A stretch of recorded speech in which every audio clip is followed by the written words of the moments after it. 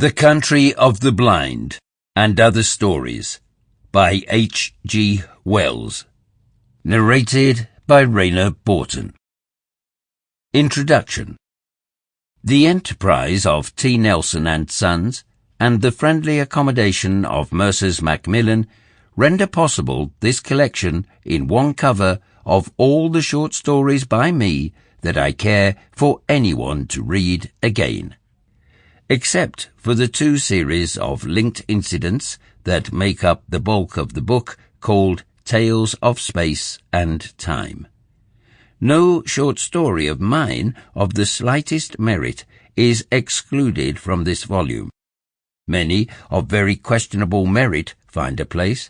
It is an inclusive and not an exclusive gathering, and the task of selection and revision brings home to me with something of the effect of discovery that I was once an industrious writer of short stories, and that I am no longer anything of the kind. I have not written one now for quite a long time, and in the past 5 or 6 years I have made scarcely one a year. The bulk of the 50 or 60 tales from which this present 3 and 30 have been chosen dates from the last century. This edition is more definitive than I supposed when first I arranged for it.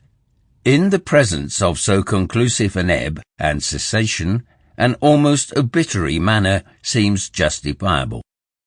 I find it a little difficult to disentangle the causes that have restricted the flow of these inventions. It has happened, I remark, to others as well as to myself, and in spite of the kindliest encouragement to continue from editors and readers. There was a time when life bubbled with short stories. They were always coming to the surface of my mind, and it is no deliberate change of will that has thus restricted my production. It is rather, I think, a diversion of attention to more sustained and more exacting forms.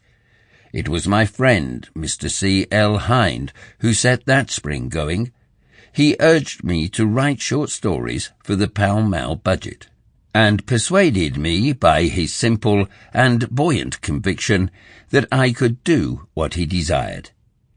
There existed at the time only the little sketch, The Jilting of Jane, included in this volume at least. That is the only tolerable fragment of fiction I find surviving from my pre-Lewis Hind period. But sample complete. Ready to continue?